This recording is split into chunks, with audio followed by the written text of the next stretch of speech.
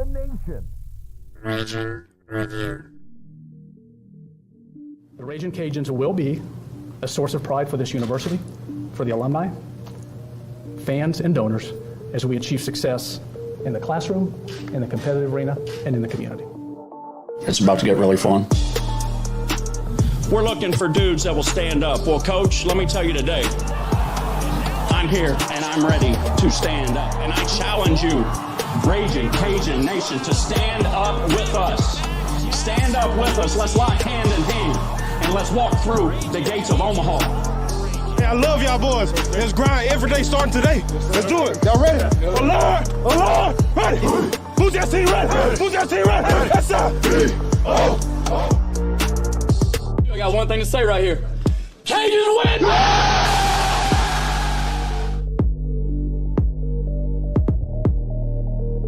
Ladies and gentlemen, welcome back to the Ragin Review podcast. Nick, Jerry, and Josh in your ear and on your screen.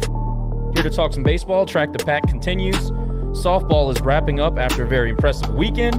We'll get to some track and field and a pretty interesting announcement that we're going to make here at some point during the show. Gentlemen, did get to see Jerry very, very much this weekend, which is unusual. We did hang out for a little while Friday, but other than that, it's kind of been sparse. We hadn't been hanging out too much. What's up, boys? I miss y'all. It's been a while. Good to see you again. Long week off. Good to be back in the grind. Yeah, and I'll be back in the flats next week for Easter. So excited to get the chance to go out. I wish there was a baseball series this weekend, but there's not. So excited to be able to go out to the spring game Thursday night and see what's going on there. On the road to Marshall for the very first time. Is that correct? That is correct. And I don't think we're playing at their home stadium. Are we? Are we playing at like a minor league park because they don't have lights? Because I think that's correct. And they're doing some renovation to their stadium also. Yeah. So from what I see, the renderings look really cool. So they're going to have a top flight Sunbelt park soon. But yeah, I think you're right. We're going to be at a third party location, which should be interesting. I'm stoked to have them in the league. And if they're going to put investment and time into baseball, it's going to be interesting to see what they can do, because Marshall fans, when they get latched onto something, they're into it. Look at what they did with basketball. Somebody had a Twitter poll or something like which new teams from the Sun Belt, which fans are the ones who, beat their chest for no reason. Marshall was like number one. And not to say that they don't have a great history of being really good at football, but they seem to be one of those teams that just come in, chest thumping, and kudos to them. They have a very loyal, loud fan base. We need more of those in the Sun Belt. Yeah, I got to tell you, though, the App State fan base for baseball, all of a sudden, out the woodworks. We were getting trash talked on the account. I was like, didn't even know these guys played basable, and all of a sudden they're the biggest trash talkers in the league. Are you kidding me? You've been irrelevant for your entire existence in baseball. Don't come over here and start. Look, man. We have a lot of respect for the program as a whole, football especially. Their baseball program is on the rise. We've said the last 3 years they've made major improvements, and we'll talk about it more when we get into the games. But I thought their roster was impressive. I mean, they had a lot of guys that can throw the baseball, mid 90s, a lot of guys with junk. I mean, they had some hitters. I thought their backstop was very impressive all weekend. But let's pump the brakes on the trash talk until we start making some noise overall in the conference. Look, with all due respect, I love our App State brethren. Their fan base is passionate there. We've created a lot of friendships and relationships with them, but the baseball trash talk, it's like, come on, man. Look, I understand you got a series win against us. Congratulations. Your team's getting better. But like you said, let's pump the brakes there a little bit. I mean, come on now. It's a step in the right direction. There's no question about it. They were impressive this weekend, and they came in and beat our butts for 2 games. But they did. But I mean, look, man, they got a lot of catching up to do if they want the success we have in baseball as far as the history goes. And look, I'll say the same thing about us in football. I mean, we told them, when we started winning consistently, we wanted to mimic what they did, but we really weren't trash talking as much. We kind of had that level of respect, whereas baseball, they take the series and all of a sudden, add that extra L. It's like, look, man, we still lead the series. You still yet to host a regional. You still yet to go to Omaha. Come on now. Appalachian is not a state, weekend, so shut the hell up. One weekend, bro. Come on now. Take your wins and go home. Hey, congratulations on your weekend. You got the best of us, but come on now. Yeah, you can't take anything away from the performance. It was big boy stuff on the road at Louisiana, one of the biggest venues and hardest venues to play in the conference, and it's an impressive feat. Don't get me wrong. Totally impressed with the performance, but be humble. I mean, come on. Anyway, we're going to get to sponsors in just a minute. But before we do that, while we're on the topic, just curious, did you guys feel the same way about that roster turnover? They've got some guys that we remembered, like Drumheller, St. Laurent. There were a few other guys that I recognized. Did you guys feel the same as far as App State taking a big step forward with regard to talent on the roster? And they hired that coach, I want to say 3 years ago. I think he got hired the same year that Deggs took over. And they have steadily improved their positioning and their roster. I'm just curious what you guys thought about the roster. Yeah. Kermit Smith is a good coach, and he's actually been there for 7 years. So he's been there that long. Yeah, okay. He's been there. I mean, COVID makes everything weird, so it's hard to keep everything in perspective when you have that year in there. But look, he's got a winning record as a head coach. Has not had that success at App, but it takes a few years. I mean, we've seen it. And look, credit to him. He's got some guys on the roster that have bought into the system and have had a good foundation for him. And I think he's got a couple, like we do, we get a couple of JUCO players or guys to transfer, and it really makes a difference. So the league as a whole is getting better.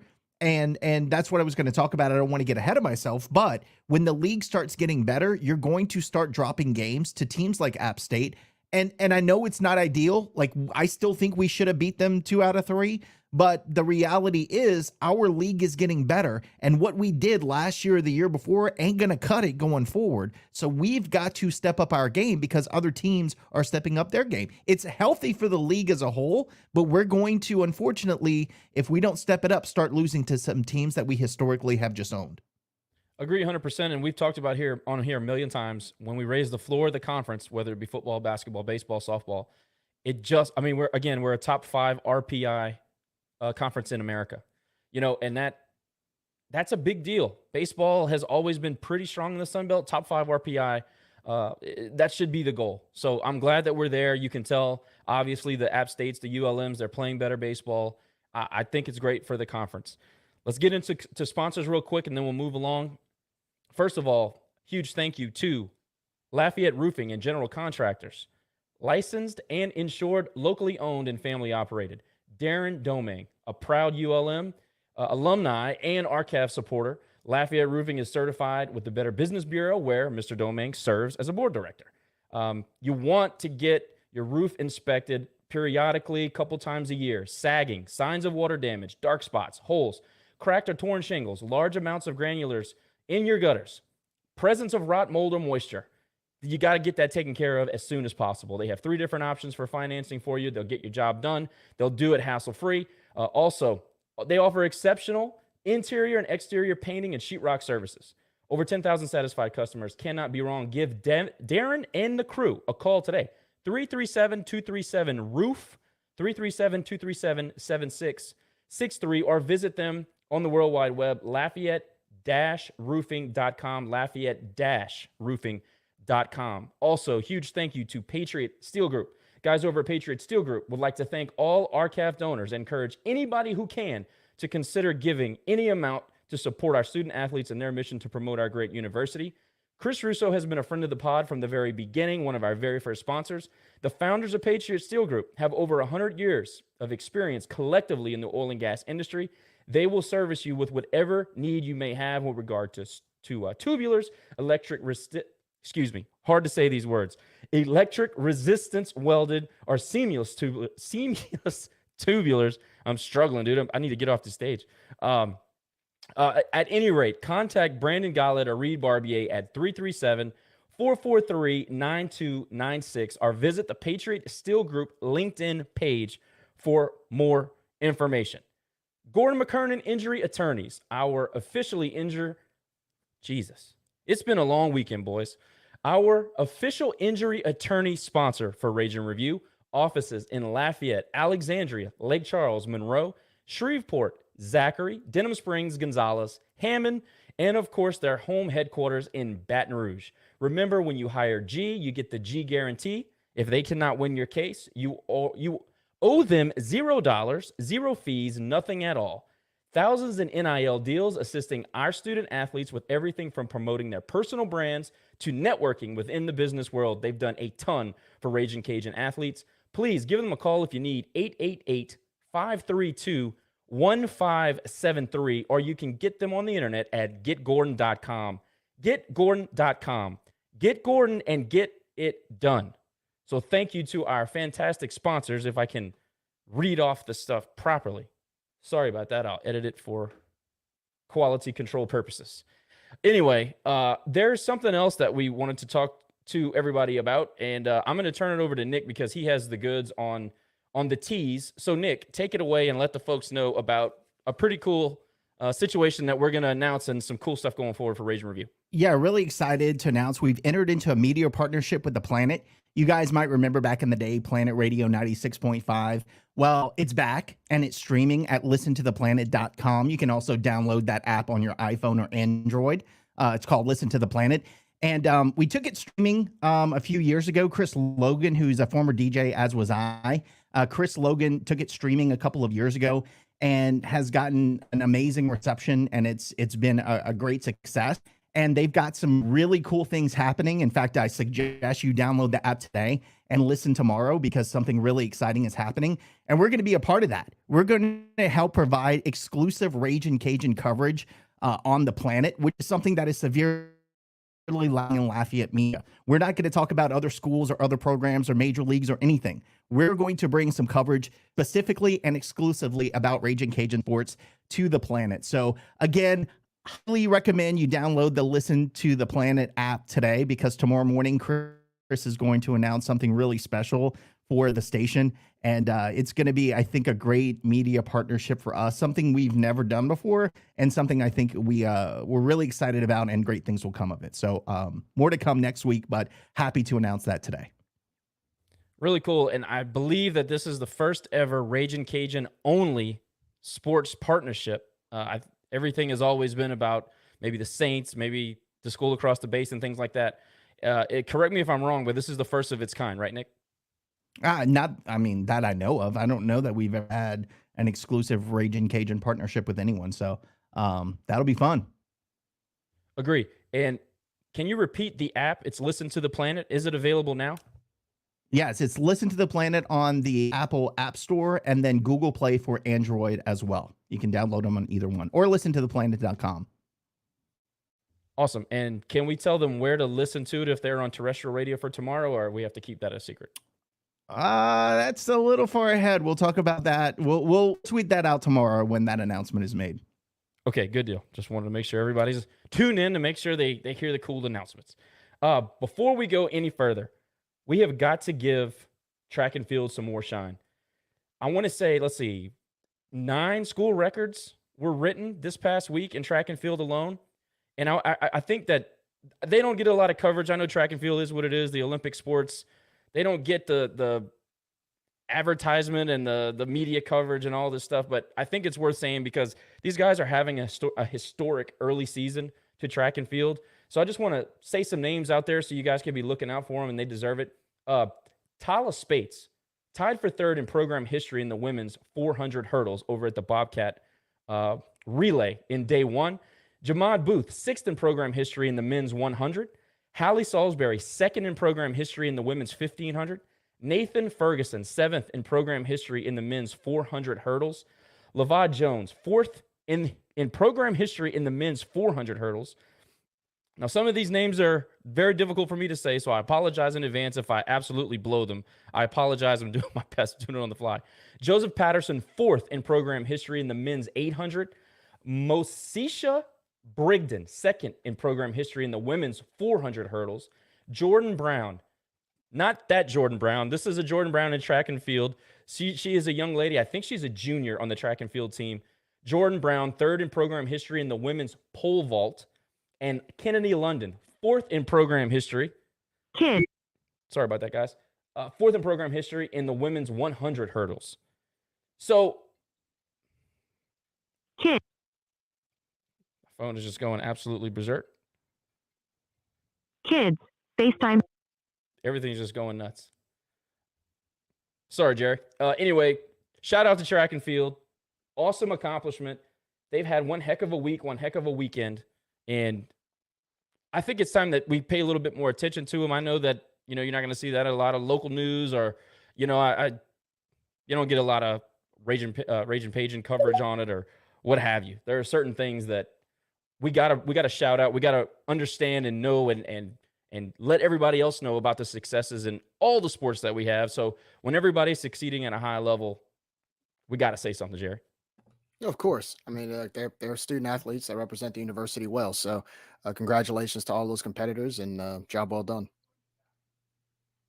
Absolutely. And I think Nick had to do a little reset, but we'll get him back on. Softball went to Harrisonburg and played JMU, who was, when they were added to the league, we all were pretty excited because they were a couple years removed from going to the Women's College World Series and lighting it up. You know, they had that very high-profile pitcher that took them in. They did a ton of damage in the College World Series, Women's College World Series in Oklahoma City, and that was one of like the great stories of the athletic year when that happened. So when they were added to the league, we knew they were going to bring immediate quality to the competition. We knew that they were going to bring immediate interest from other conference mates, and it was going to be another one of those great programs that UL would be able to play every year and get that RPI up, and it was just going to be something that we all look forward to in softball. I think that has delivered so far with the way that they performed.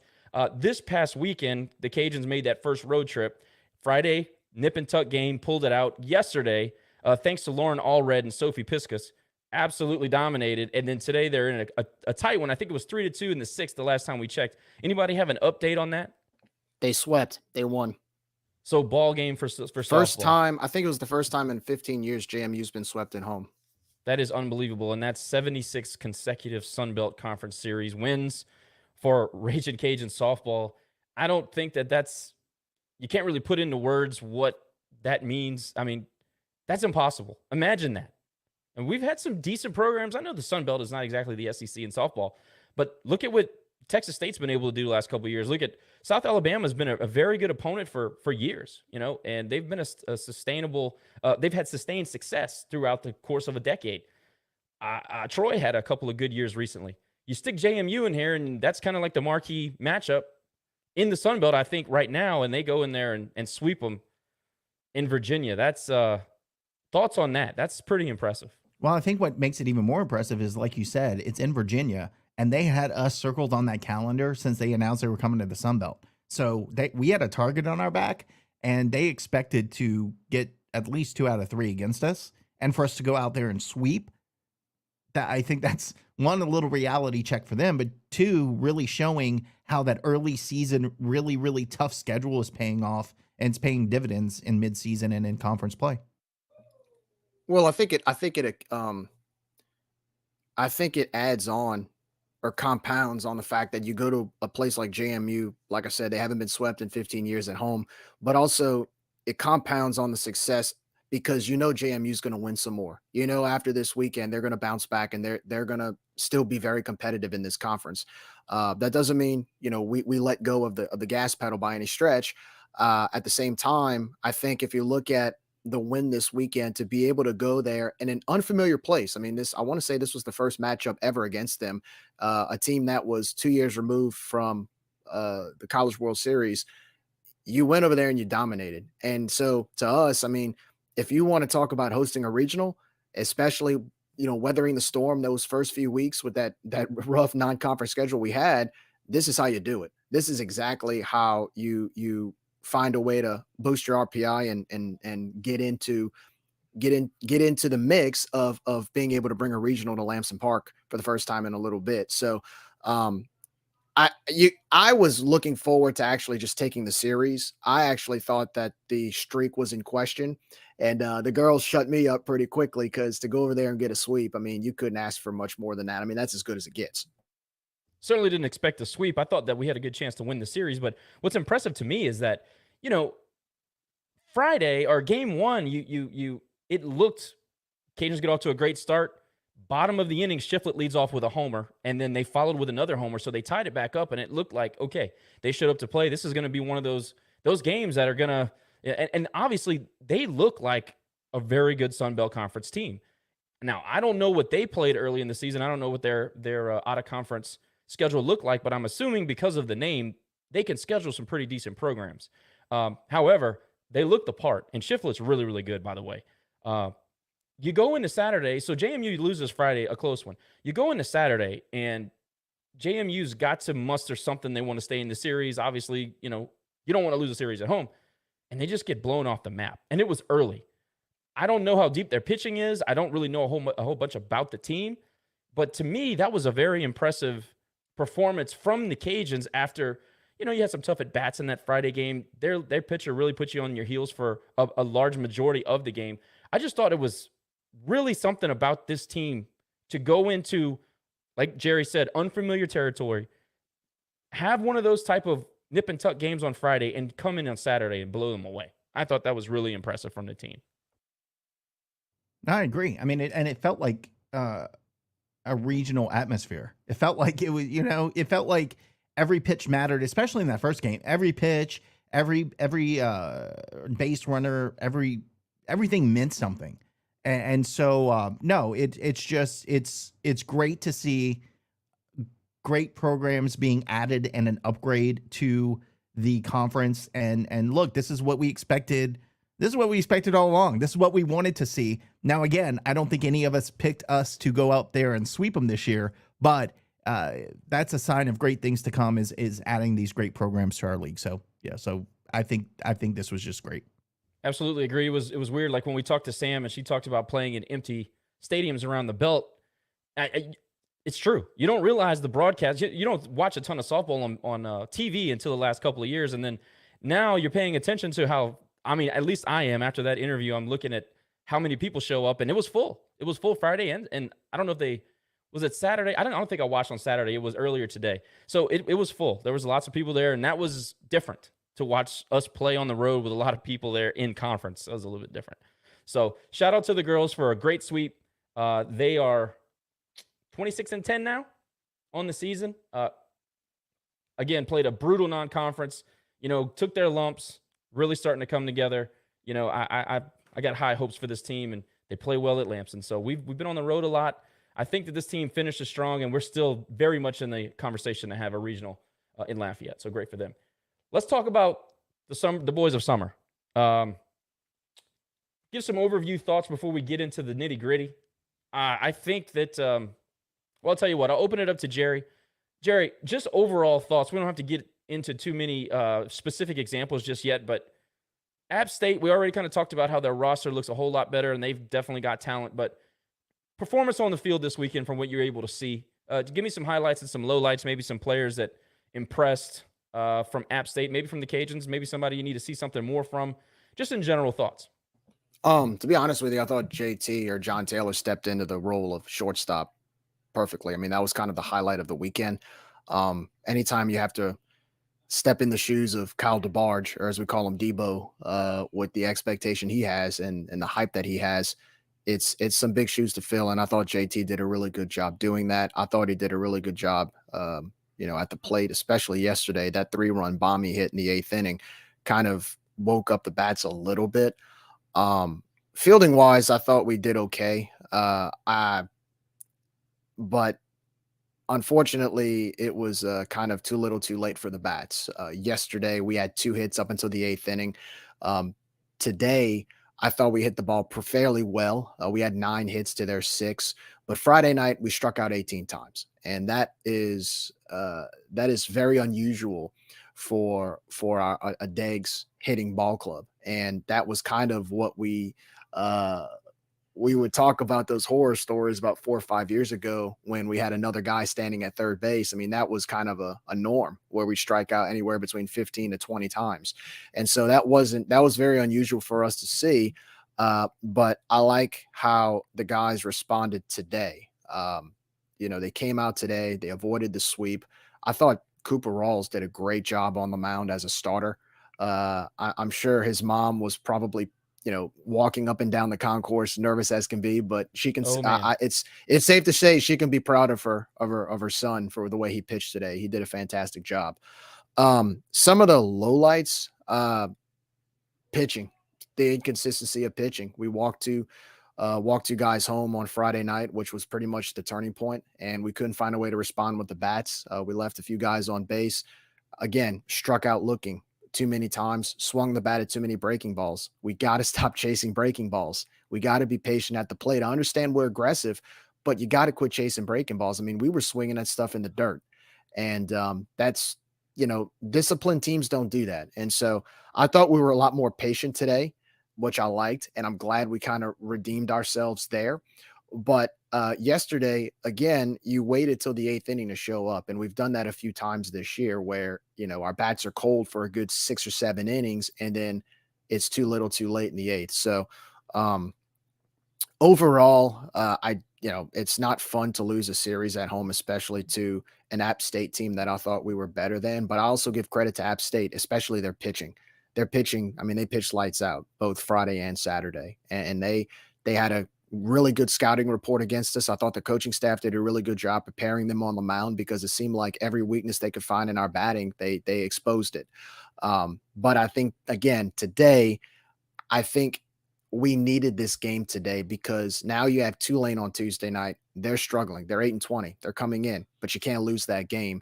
And then you have a short week on to Marshall against, once again, an unfamiliar team on the road, with a very unusual weekend because it's a Thursday, Friday, Saturday. That's why I think this game was important, not just because we were about to get swept, but because we have a little bit of somewhat momentum going into Tuesday night. And look, here's the key about Tuesday night.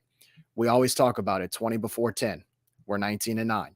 So we can get to 20. Our goal of 20 before 10 is still in front of us if we take care of business Tuesday night. So, don't like to lose a series at the same time as all is lost. No, but we do need to improve pitching. I do think we need to be a little more disciplined at the plate and with our bats. And look, Debo's going to be out for a few weeks. We're going to have to adjust to that. You can definitely tell the energy wasn't there with Debo not being in the lineup Friday night. Well, guess what? We have to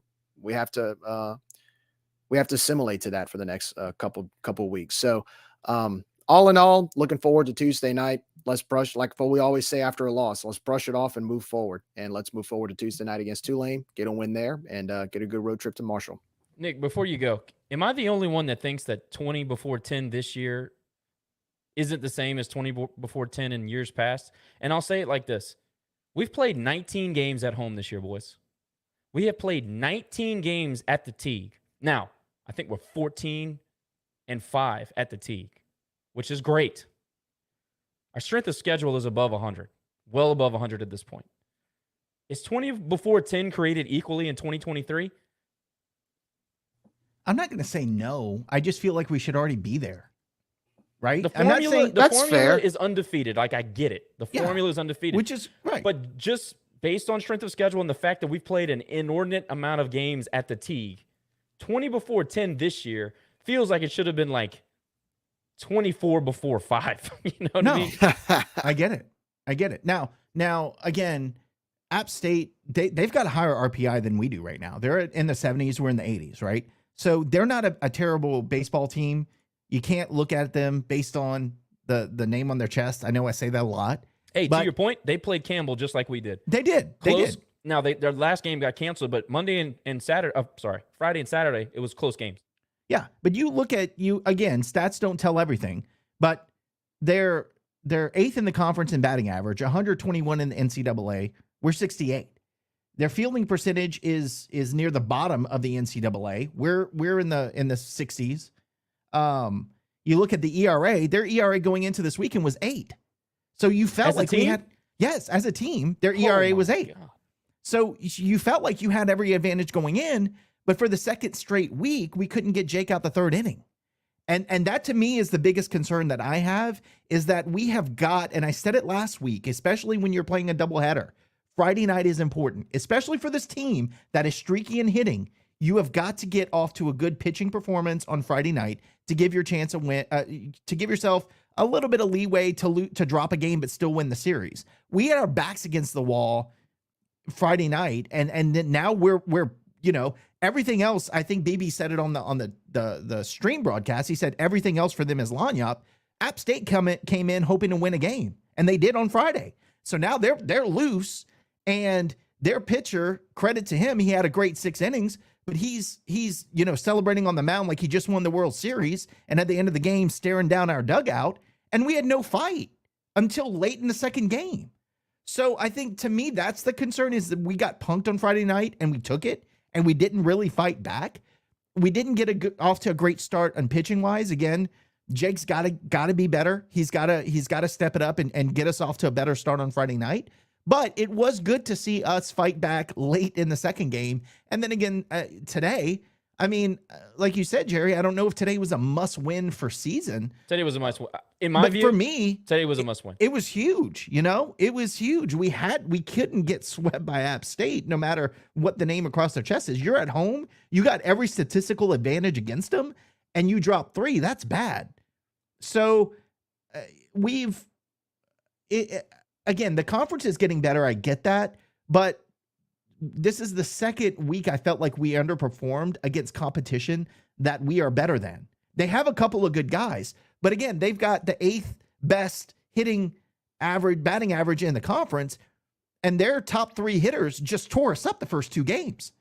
We got to get better. We got to get better on the mound, and our batters have to be more patient at the plate. Again, it started to kind of turn around too little, too late yesterday, as you said, Jerry, but we got to show more patience at the plate.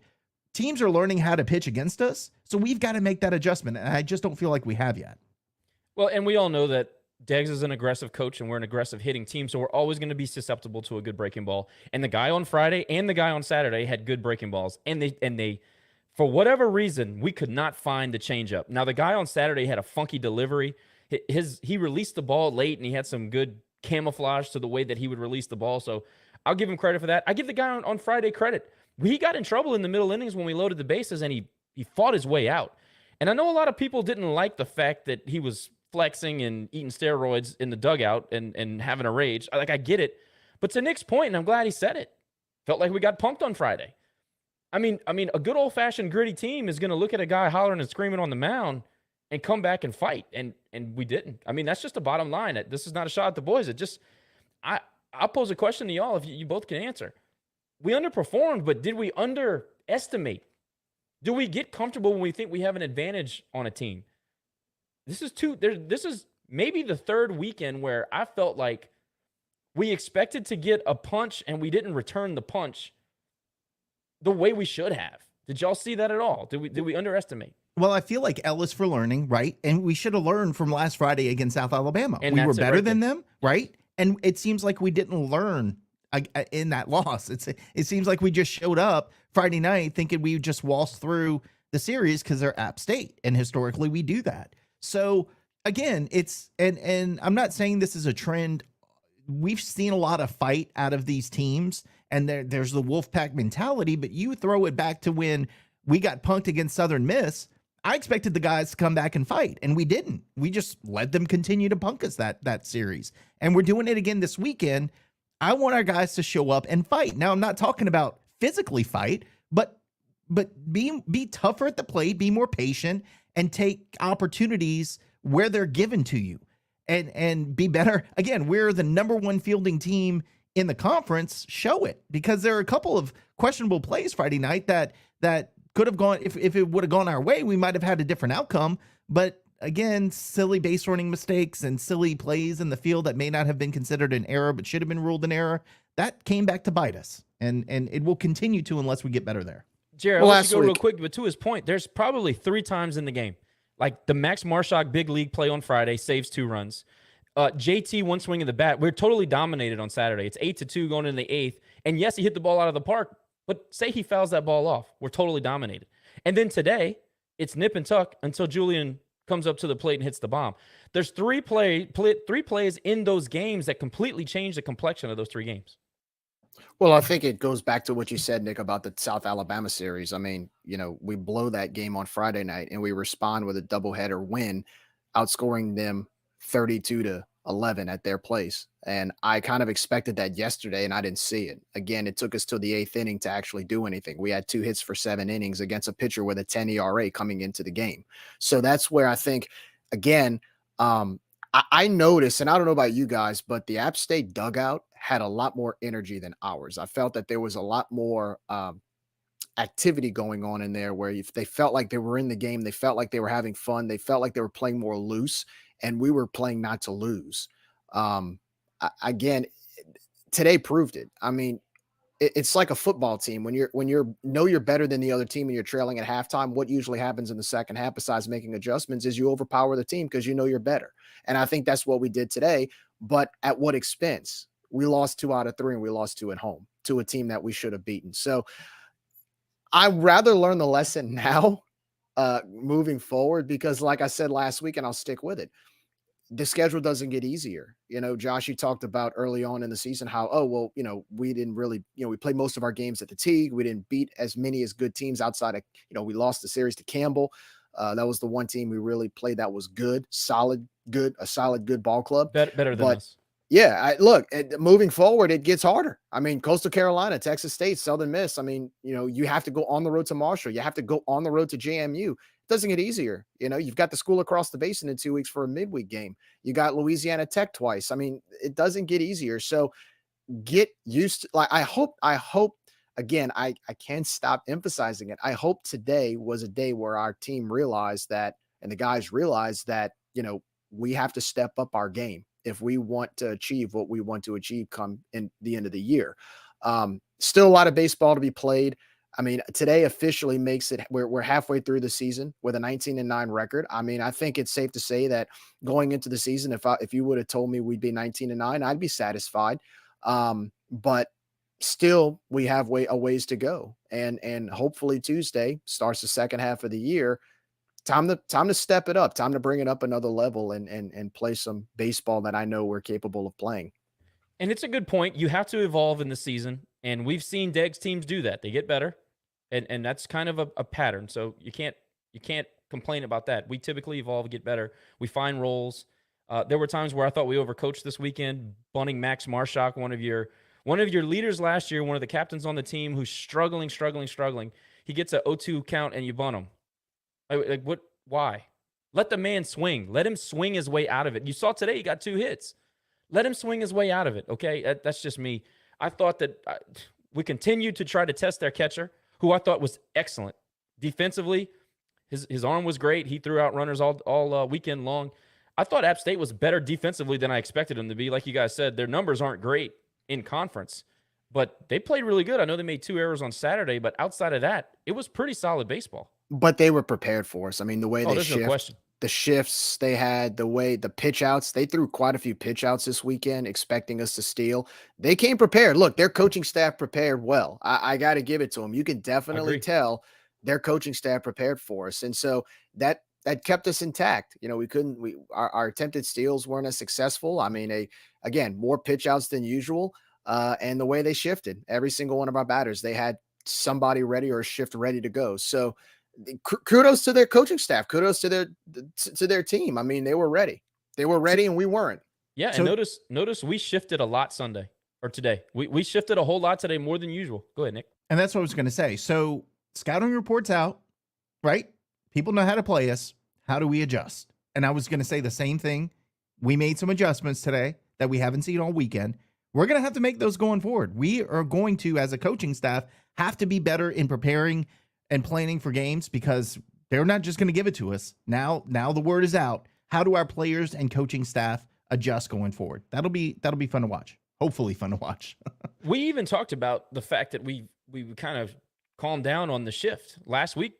I think Nick, you and I were talking about it, and it's funny how the shift and the fewer shifts kind of correlated to the tipping pitches comment.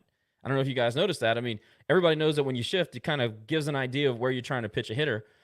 So I wondered if maybe they were trying to keep things more in the middle, and I don't know if teams were catching on to our strategy or how we were trying to pitch guys or whatever, but you saw Friday and Saturday that changed. And then all of a sudden Sunday it's back. So that's a very interesting thing for people to keep their eye on.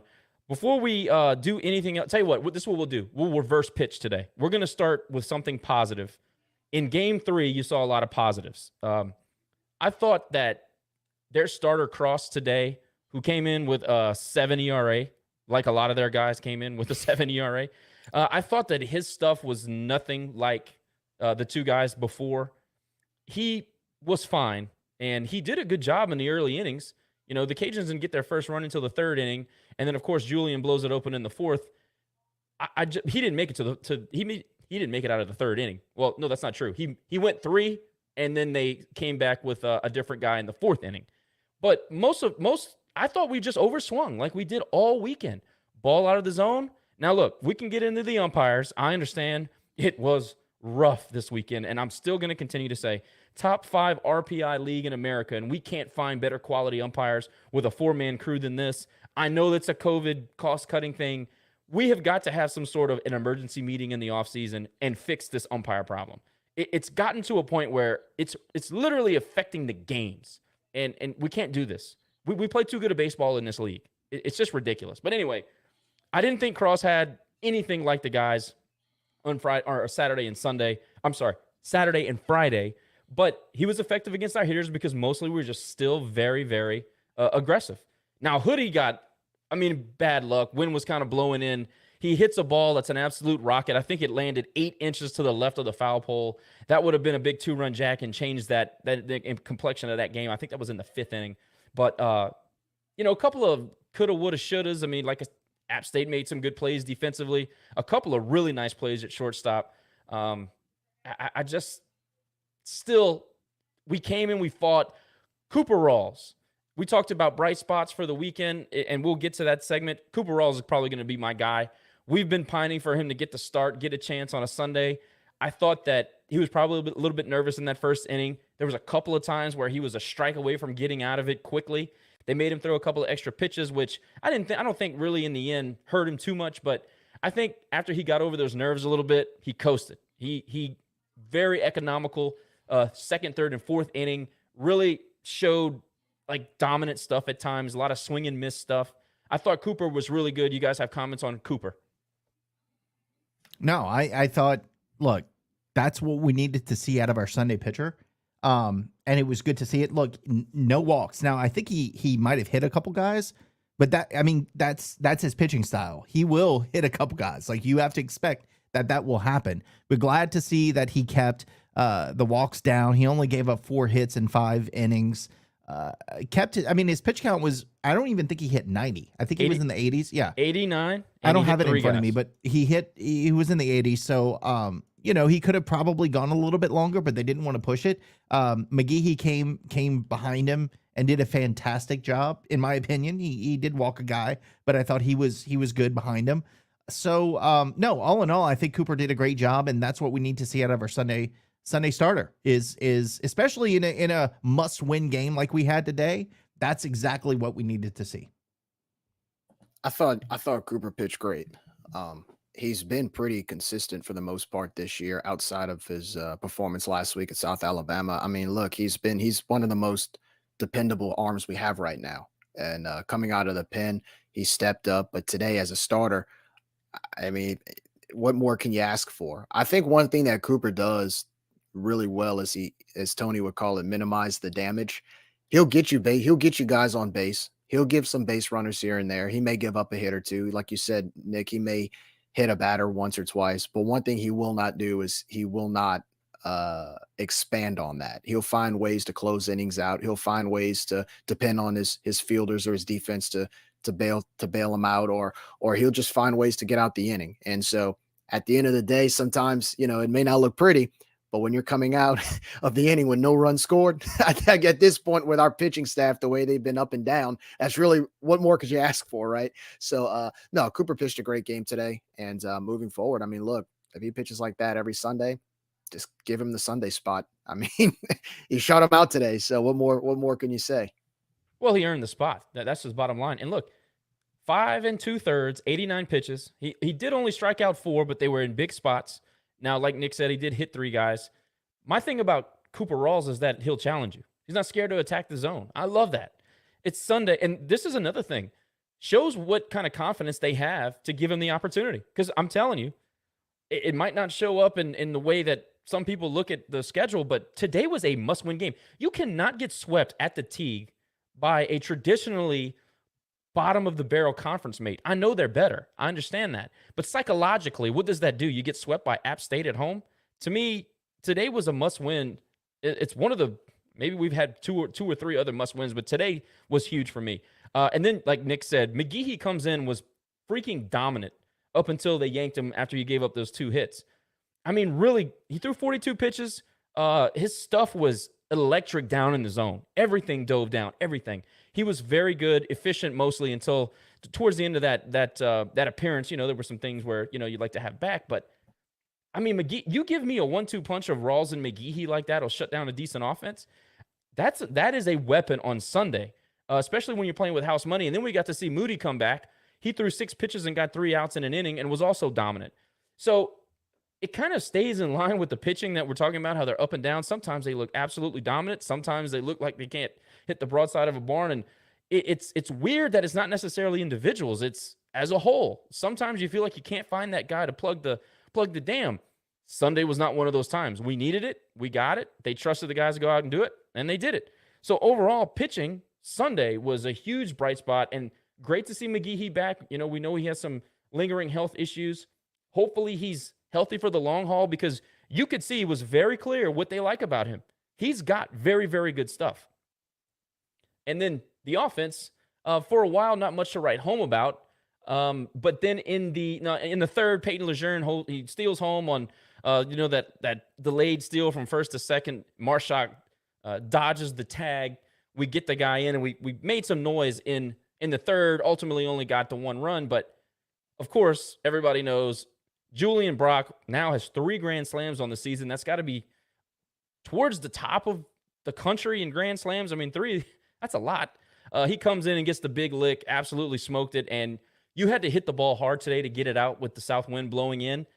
That was one of those like big boy home runs where it just had the oohs and the ahs, and it took a while to get out, and it was just great. It was one of those big boy home runs. That's all I can say. I mean, that was awesome. How did it look on TV? Or Jerry, I don't know if you were watching on TV or. Yeah, no, it looked great. And that's something else I was going to mention, is that this whole weekend, strong winds blowing in. Yeah. So our bread and butter is hitting for power. And there were several balls hit to deep outfield that on a normal day with no wind would have been out. I mean, we didn't need any help with it. But when you've got a 17-mile-per-hour wind or whatever it was, it might not have been that high. But when you have a wind blowing straight in, that just makes it difficult for you to where your bread and butter is power hitting, really makes it difficult. How many times did we see a ball to the outfield that sounded like it was going to be a base hit line drive, and then it ends up in the glove of one of their outfielders, and they didn't even move? So Zambo hit like 4 in the outfield that you thought, oh, that's got a shot, and exactly. Then it just dies in the gap. Exactly. So I'm not pressing the panic button on the weekend, because there were a few factors that were working against us, because as again a power hitting team, you expect that you're going to hit some bombs, and you didn't. But glad to see that we adjusted and look, that home run. I mean, yeah, that was fun to watch, and you felt it coming. I mean, the guy he just does what he does, and you expect it out of him, which is sad to say that when he doesn't come into a situation like that and be clutch, you're kind of disappointed. But I mean, I don't even know what to say. I love this guy as our catcher. He's a power hitter. He's clutch. I don't know, man. He's probably my favorite since Mazziani. I know Maz is your favorite, but he's a close second for me. Oh, there's no question. He's right up there. In the seventh, we were 1 ball away from bringing Julian back up with the bases loaded again. Right, if y'all remember that. Jerry, your thoughts on the offense, man? They got 9 hits today. And they were able to kind of spread the love all throughout the 9 innings, instead of, showing up in the 8th like they did yesterday, and the bats, going cold like they did pretty much the entire game on Friday night.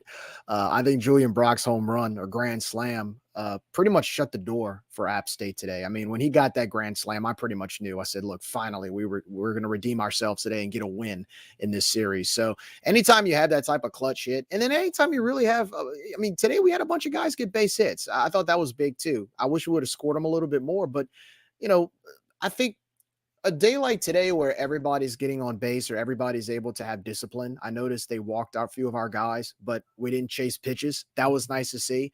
I thought the discipline at the plate was a lot better today. Again, more patient. You're good hitting teams. I don't care how aggressive you are. If you're patient, you can still be aggressive and patient at the same time. And today I thought we were that.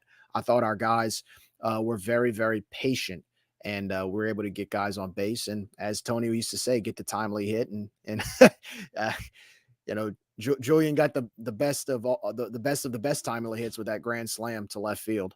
So again, couldn't ask for much more at the bats. Thought it was a very impressive day at the plate today. Something that won't show up on the stat sheet is that one thing that the App State pitchers did well, I thought, on Friday and Saturday is their missed pitches were very close to the zone. They weren't wild.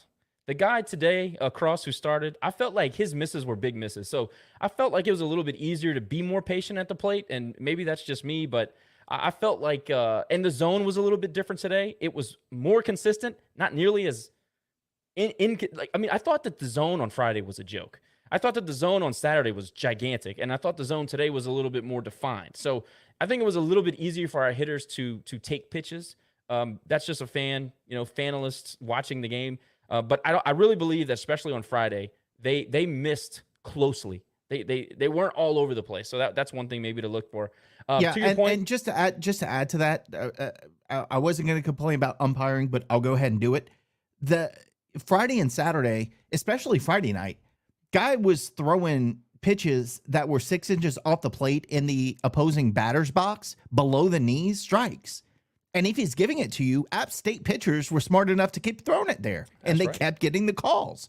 So credit to them, because the guy behind the plate was giving them those pitches. We weren't necessarily getting those pitches from our pitchers, but they were. Again, I'm not saying that it's an umpiring. Again, they were atrocious, but you've got to adjust as a batter to know what the zone is. I don't know that he was inconsistently bad. He was consistently bad. And his pitch that he was giving him on the outside corner, low and outside, he was giving them to him all night. So you got to adjust to that. And it seems like instead of adjusting, we just got frustrated. And we got to stop getting frustrated and start adjusting. Be smarter than that. So I know I'm jumping ahead, but I just wanted to throw that out there. Well, we got some veteran guys on this team, and you would think that we could, the leadership on this club is good. We got to be able to be heady. We have to. By the way, I want to encourage everybody who's in the space or in the Facebook, YouTube, Twitch, or Twitter land. Please throw your comments out there. We'll get them up and we'll address them. And if you guys want to speak on the space, we'll get you in as soon as you request. James, real quickly, is asking about what our ceiling is and what our identity is. I mean, look, people can laugh at this all they want, but I pay attention to everything when it comes to the mentality of a team. The coaches didn't want the stats on the board. And for me, y'all can laugh all you want. That's a red flag for me. What is it about a team's mental makeup that tells you as a coach, I don't want the stats on the board, whether it is to pump their head up or whether it is to keep them focused on the game, or if they're struggling like Max is, they don't want to see it. I don't know what it is, but that is a bizarre decision to me. It remains. Now, they fixed it, but the reason they fixed it is because fans complained so much that they said, it's the customer, and we got to follow the customer, and we got to put the data up there, and that's great, and I'm glad they fixed it, and kudos to them. It's a business at the end of the day. But that's a red flag. That tells me something. What is it about this team? Who are we? I mean, I don't know. Maybe you guys can throw in a quick answer, but I don't think we know who we are yet. Are we a power team?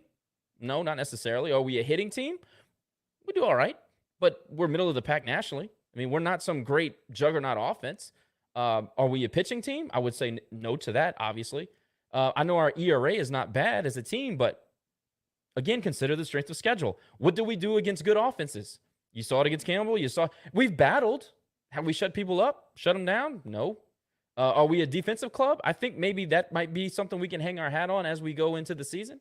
I mean, Max Marshak is a revelation at third base. We're strong up the middle. There's no question. Julian's defense has gotten much better over the last 2 weeks. And for a while, that was kind of baffling. Center field has been a bright spot. Heath Hood is great and right. Left field, we've got 3 or 4 different guys we can stick out there. Mason Zambo has been awesome at first base. John Taylor at second's been fantastic. I think your defense, that might be your identity. Go ahead, Jerry. So far, what I think we are, and may not be a popular opinion. Look, before I say it, I think I'm happy we're 19-9. But to your point, it kind of goes back to what we've complained about in the previous years about basketball. When you schedule easy and you're able to win the games you're supposed to win, but when it comes to playing competition that's similar or better, you can't beat them. I see that with this team right now. I think on paper, when you look at our schedule, we have beaten the teams we're supposed to beat. BYU, you won the series against High Point. You beat Rice on the road. You've won most of your midweek games. But then you go play Mississippi State, a team that's struggling in the SEC. You lose to them in the midweek. Then you lose the series to Campbell, even though they're better than us. But then you do what you did this week against App State, and you lose the series at home.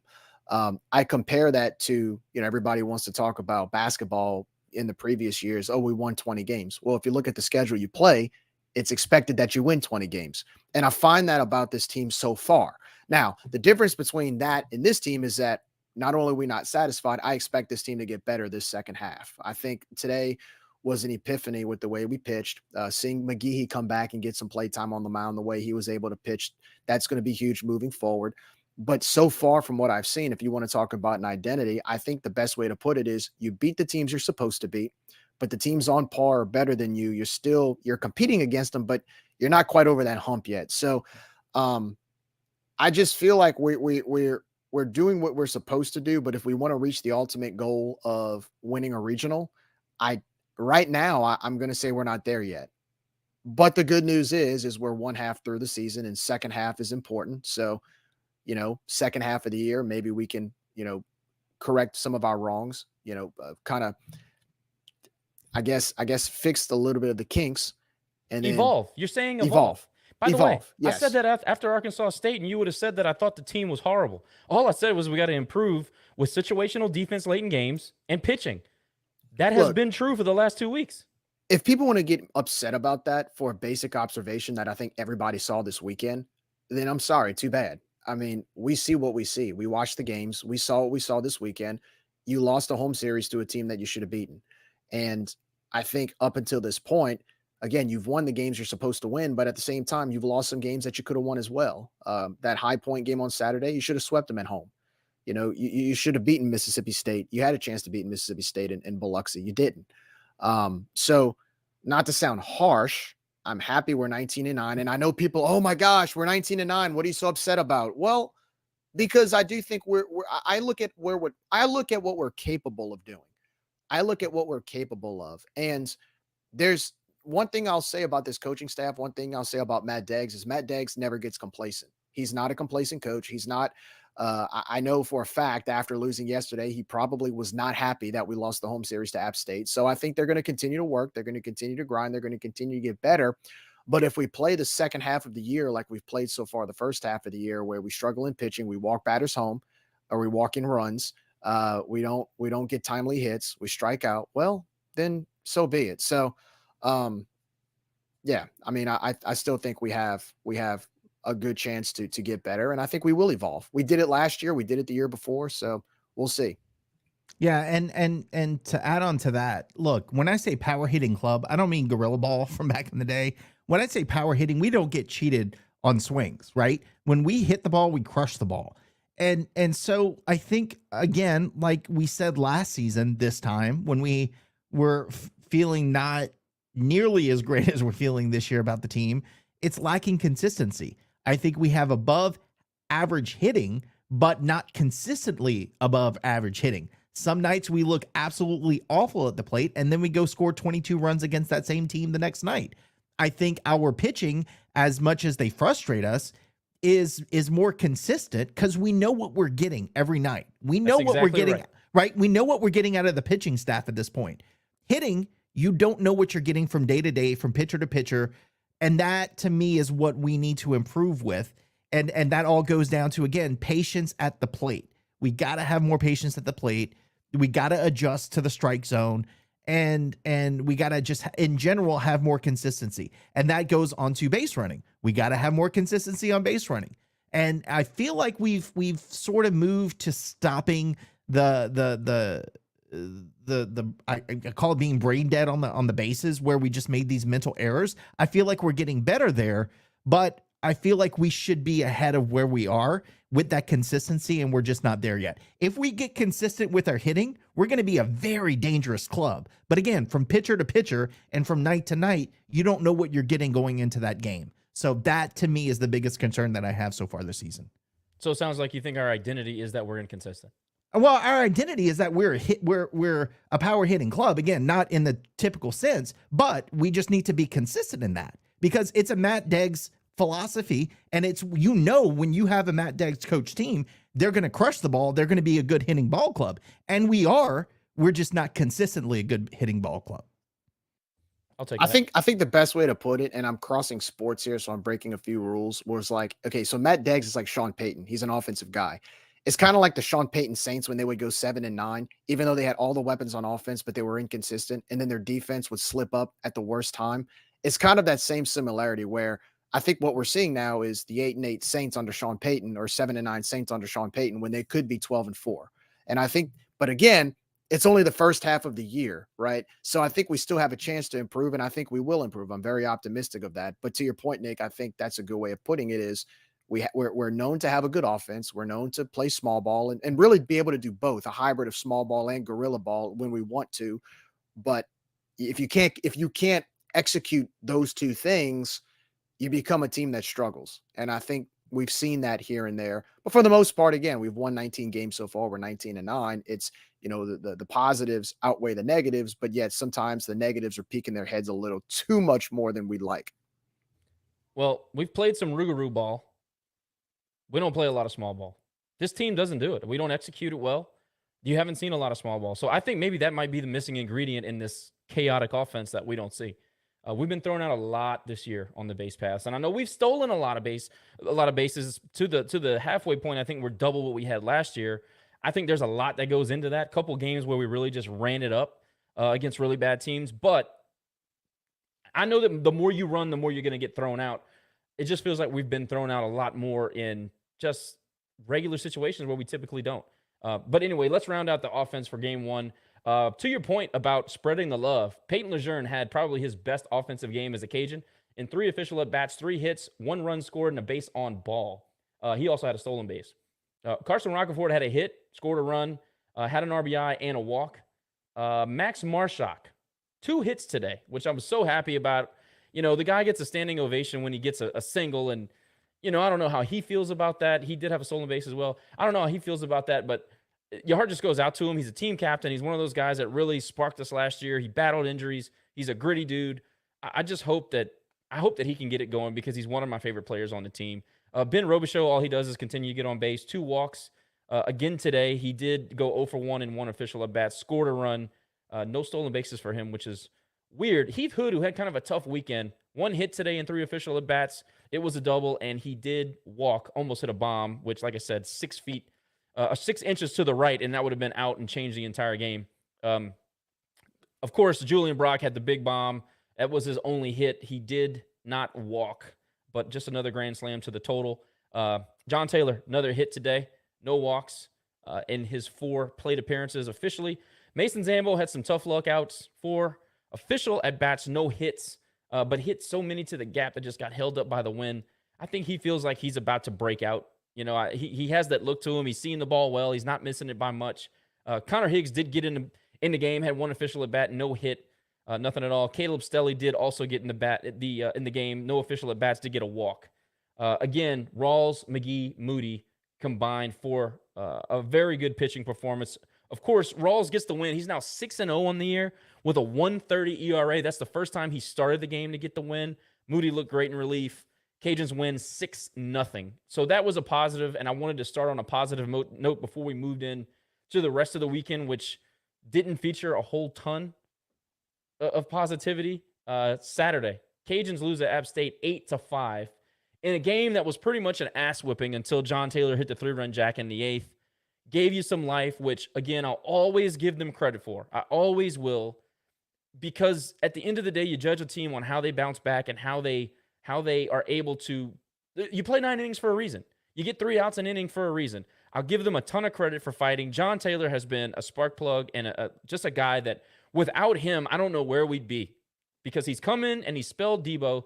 Debo sounds like he's going to be out for a couple of weeks, which is really a blow to the offense, but it's also a blow to the defense.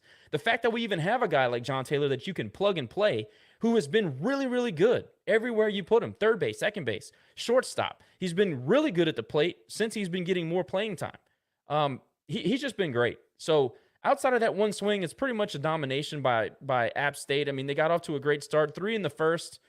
It kind of puts you behind the 8 ball. We did respond with 1 in the second after they tacked on another run. It's 4-1 going into the third. We get one in the bottom of the third. It's 4-2. We kind of trade blows in the fourth, and then in the fifth, they get the two-run to extend the lead. Again, Jackson Nezu, okay, he's been probably our most consistent starter. That's why they moved him into the Saturday role. It was a big-time start for him right there after you lose on Friday.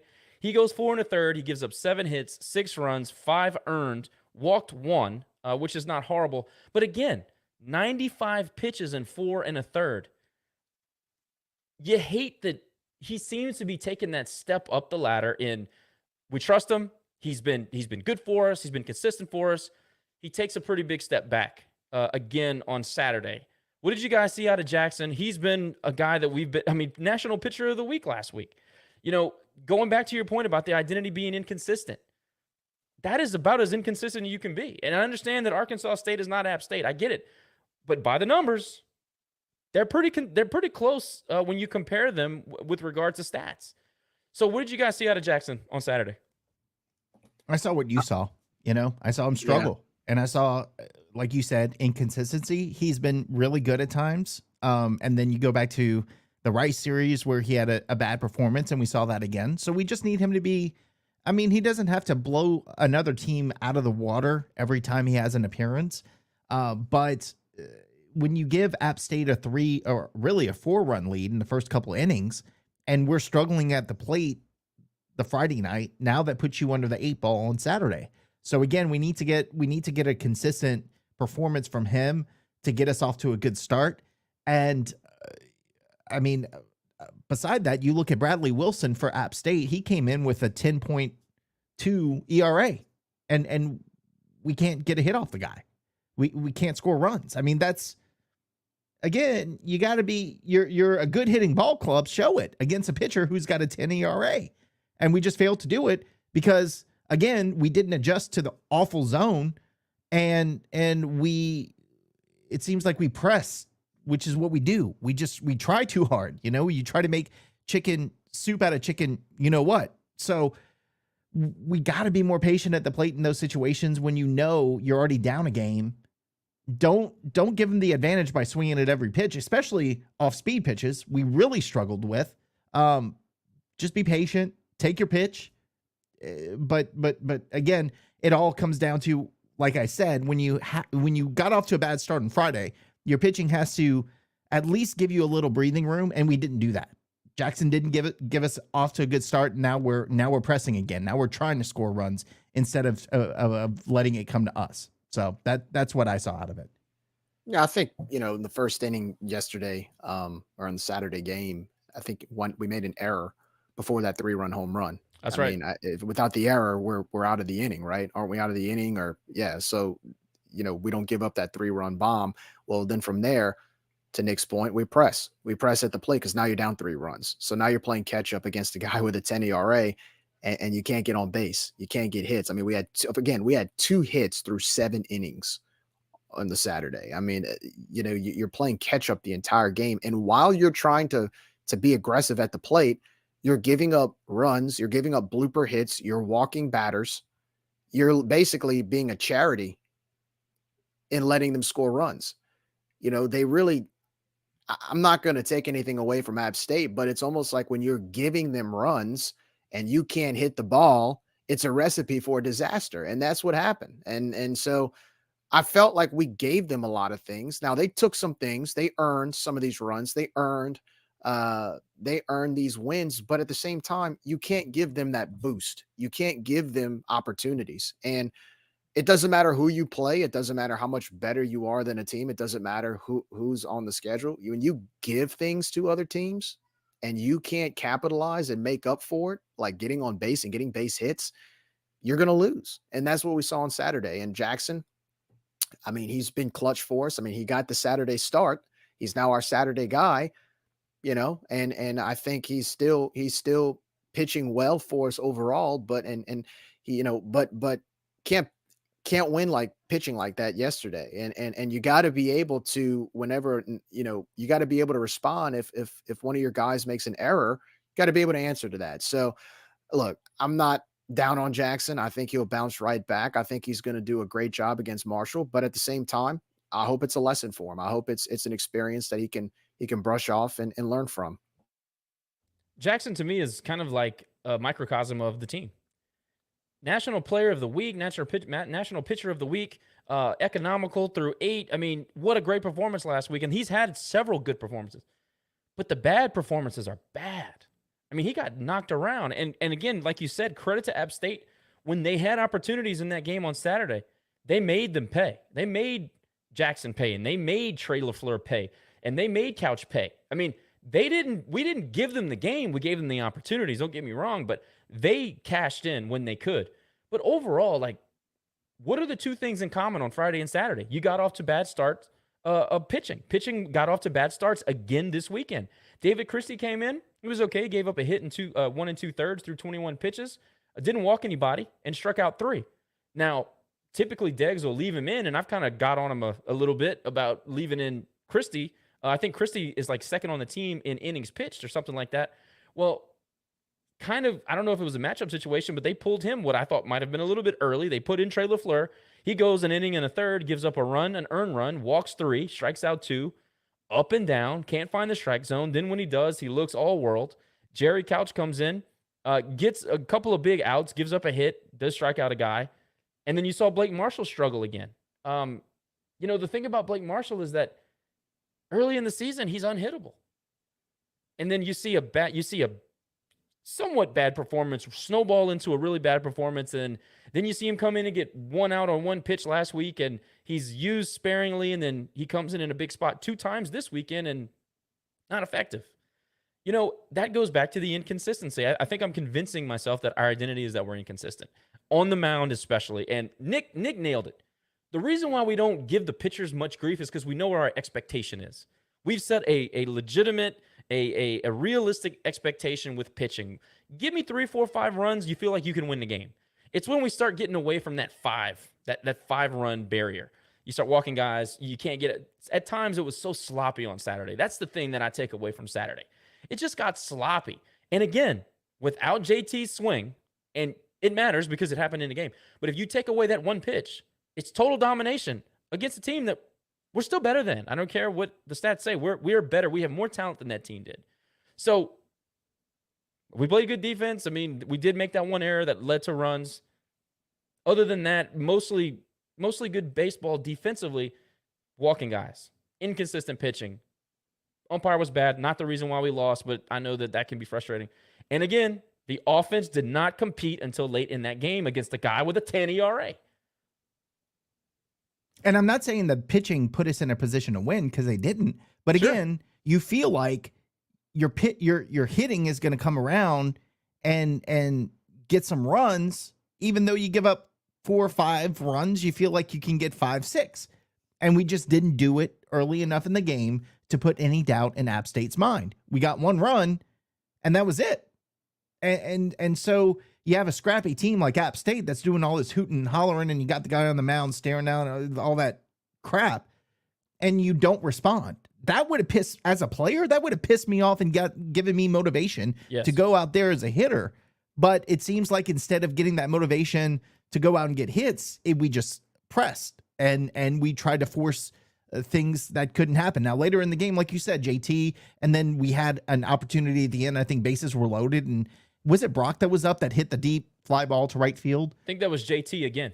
Yeah, it might have been JT again. And I mean, that was, it was short of the warning track, but you get a good breeze and that's out of here. And then we're not having this conversation. But too little, too late. If we see our pitching is not having a great night, we have to offensively get ourselves in a better position to compete. And we just did not compete at the plate Friday or Saturday.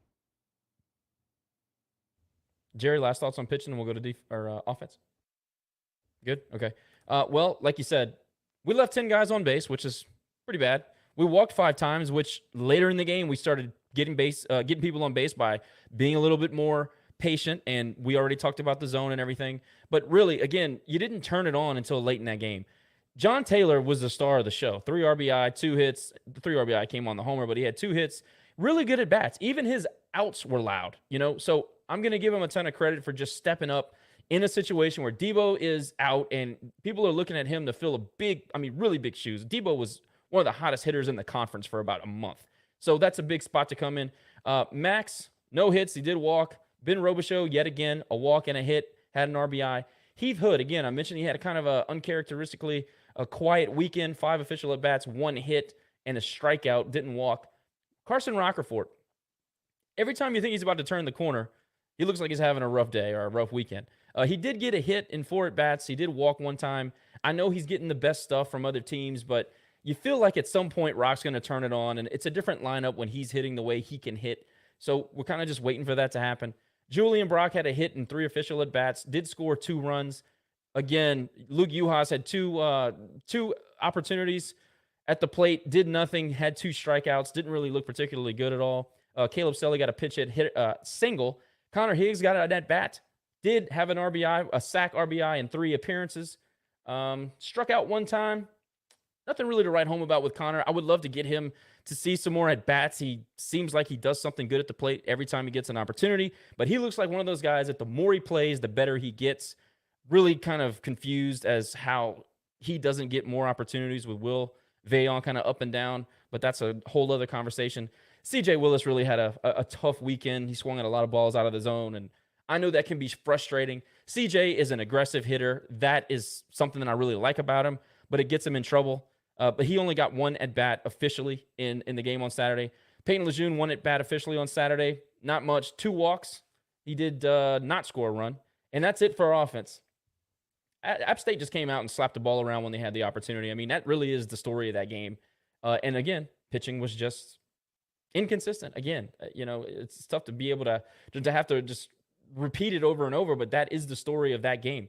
Inconsistency, free bases, and I didn't even tell you how many times they got hit, and I don't have it up, but there was a couple of hit batsmen, just things that we got to clean up. That's going to lead to success or lack thereof. That's just the bottom line. We've got to see more consistency across the board. We move into, and by the way, the Cajuns lose 8-5. And Nick said we had an opportunity, bases loaded, JT up in the 9th. Didn't happen. You can say the wind's blowing in. Yeah, it was. I think he got under the ball. Whatever. We lose the series, and then move into, we'll move into game 1, which really set the tone for the series loss. Again, Jake Hammond, 3 2/3, just like last weekend. He gave up 4 hits, 3 earned runs. Yet again, it just felt like he didn't have that extra something. I wonder if he's all the way healthy. It looks like his breaking balls are not snapping off the way they had early in the season. Again, he's a bullpen arm his whole career at UL. Maybe he's hitting a wall with some fatigue. I'm not saying that's what it is. I'm just thinking out loud. 3 more walks in 3 innings. Jake Hammond's got to get off to a Friday night start that is worthy of a conference series. And there's been a couple of times, maybe 3 times this year in series where he's kind of gotten us to a start that we could really not recover from. Now, this was a 3-2 game. We had plenty of opportunities. But again, you could just tell that there was something not there early on. You guys agree? Yeah, no. I mean, again, getting off to the start that we did, it was almost a microcosm of what we did Saturday. It's where they took it to us and we didn't really have much of a response. Right. I thought their starting pitcher was good. I think he was not as great as he thought he was, but he kept us off balance all night and did the job he had to do. So again, I think we just have to be more consistent in our starting pitching because we got to get more than 3 innings out of our starter on a Friday. That dictates the series, and that just got us off to a bad start. I think that was pitching, how you're gonna line up guys. I mean, like, we didn't even see Tommy Ray. We didn't see any Sam Hill. There were other guys that we thought we were gonna see. I think that all happened on Friday night, the way that started and who had to come in relief and all that. I think that changed everything. Go ahead, Jerry. Can't walk 2 batters home. Can't walk 2 runners home. You gave them 2 runs. You lost by 1 run. And then we didn't respond. I mean, we struck out 18 times. So that's my take on Friday night. That's the way that's my entire summary on Friday night. You're not going to beat many people striking out 18 times. There are 27 outs in a game, and you struck out 18 times of those 27. You're not going to do very much. And this is not breaking news. Everybody knows that. But you got to say, like, you had them on the ropes late in the middle innings. I'm talking about Xander Hamilton, their starter. You had him on the ropes, and credit to him. He came back, he fought back, he got himself out of the jam, and then he just shut the door. I mean, the guy, he threw 115 pitches in 6 innings. That's how much he labored. So again, we gave ourselves opportunity. He only walked, he walked 4 guys. So he gave us those free, we sit here and we preach about free bases. Well, we got some free passes and we didn't cash them in. Some of that is us and some of that is him. I thought he had a pretty good mix. He touched 92 with his fastball 93. And then he had a very good 80 to 82 mile an hour changeup. And then he had a very good 76 mile an hour, what looked like a slurve. It had a lot of bite on it, but it never stopped moving late in the zone, which that was very impressive. But the thing that he adjusted in the 5th and 6th inning, he just came in and pumped strikes. And he was just pounding 92, 93. It was almost like in the middle of the game, they decided, let's change our approach. Third time through the lineup, or second going into the third time in the lineup, and he just pumped fastballs to our hitters who are billed as fastball hitting roster, and we couldn't touch it. We were late on everything. I don't know if he set the tone in their minds that something else was going to be coming, but they could not touch the fastball. Did that surprise y'all? Well, it surprised me that the strike zone was 6 inches off the plate in the other batter's box. That is very true. It was bad. Our hitters did not adjust to the strike zone. And I think that was the key to our loss, is that instead of adjusting, we got frustrated. And you could tell by the way they were acting. Yeah. So L is for learning. Learn forward. You got to adjust to the strike zone and not just get pissed off when you don't get the call. Because this guy was getting the call, so what are you going to do to counter it? And we just pouted.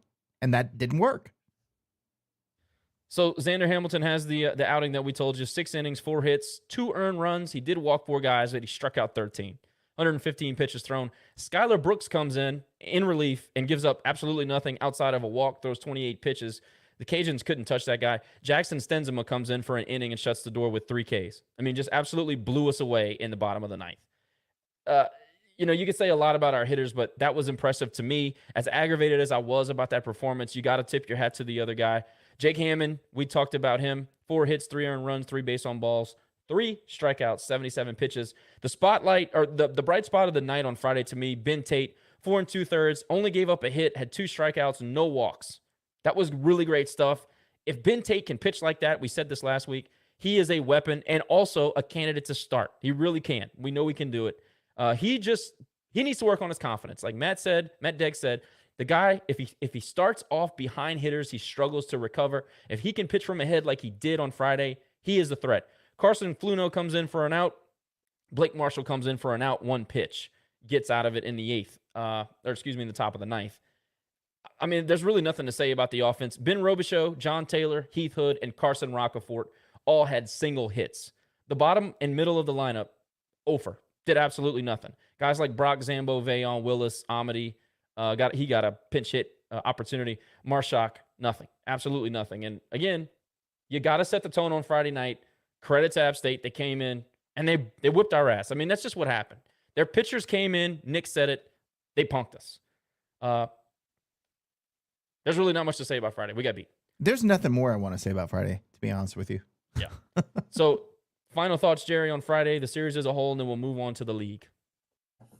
No, not really. I mean, again, I think I've spoken enough about it. I mean, you can't – I hope this is a wake-up call that it doesn't matter who's on your schedule. You have to show up and play. In the first 2 games, I felt like we didn't really want to be there. At least that's the feeling I got. And you saw App State's energy in their dugout, and they looked like they were ecstatic. And you can tell the energy flowed onto the field. And that's why they beat us 2 out of 3 games. So, again, we were able to wake up today, and now got to bring that same energy for the next 28 games. Can't say I disagree with anything you guys said. I mean, they had the energy. We did not. I thought we underestimated them, if I'm being honest.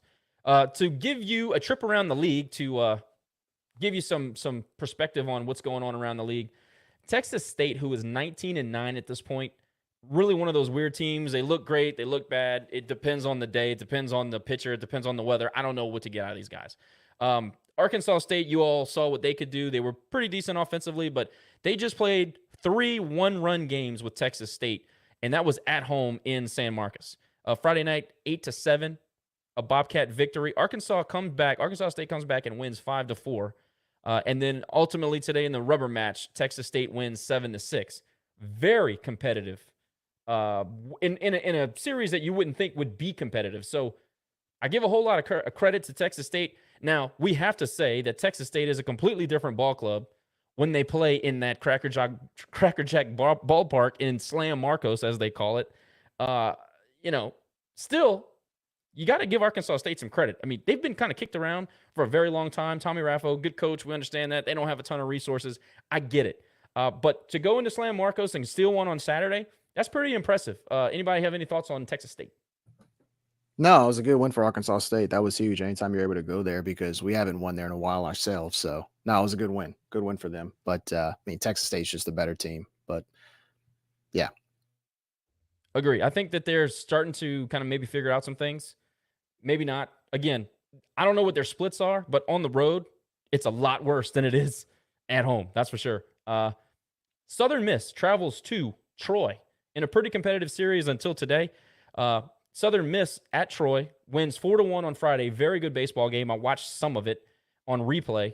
Troy comes back and wins the Saturday game 5-4. Another really good baseball team. And Troy's another one of those teams that I think is very good. I'm concerned about playing them. But USM comes back and just outlasts them. 13-3 today. They piled it on to win the series. That's a very nice series win for USM. I know that they're kind of down on their pitching right now. And like us, their offense has been a little bit inconsistent. At the end of the day, they look good in conference. They are 5-4 overall. They've played some of the better opponents in conference, so I'll give them some credit for that. But that's going to be a really good series when we get together. I mean, I'm looking forward to that. Of course, we have the relationship we have with them, and I think that's going to be a whole lot of fun. Southern Miss goes to James Madison. 19-3 on Friday is the final in that one. Yikes.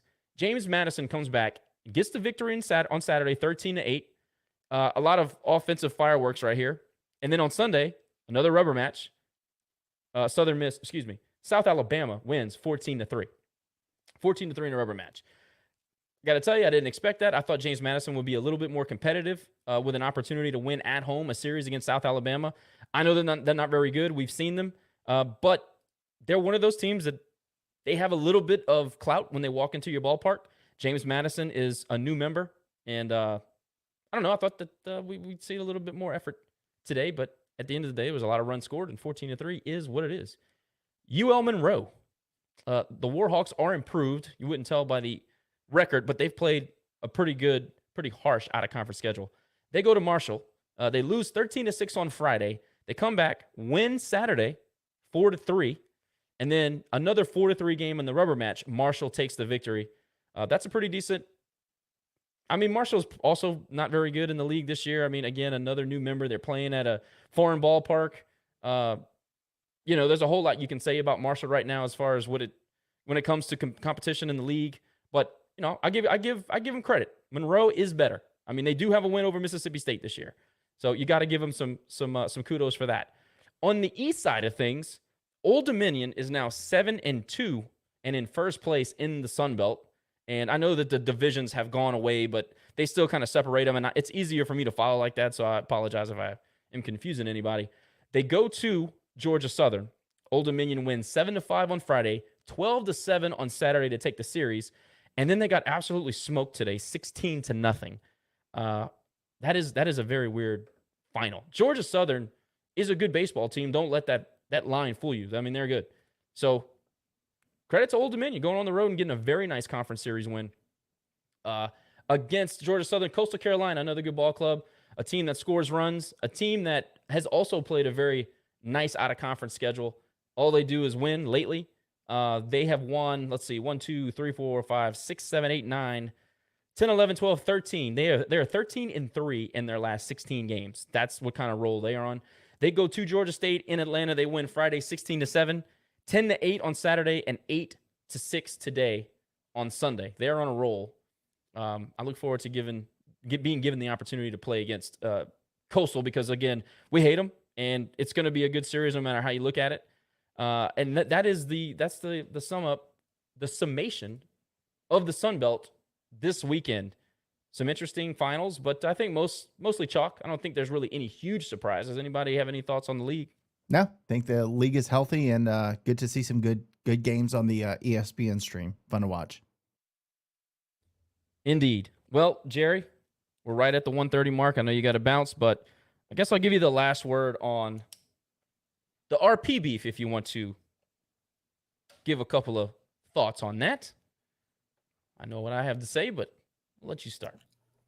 I kind of want to let you start because I kind of want you to set the tone on what really happened. I, we've been getting asked questions. It's been all over social media. Yeah, just kind of create the storyline of what's going on, because I think there are some people who are confused and why the message and why the tweet was posted the way it was.